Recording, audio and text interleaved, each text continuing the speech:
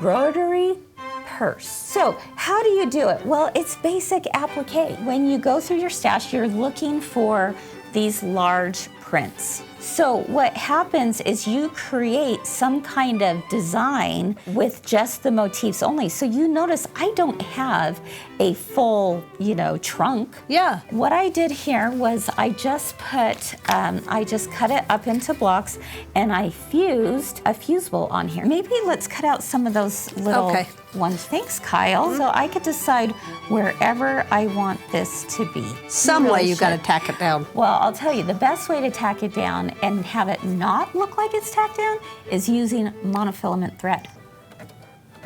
You can't even tell. No, you can't. I think it looks beautiful. Pinkies up. Pinkies up.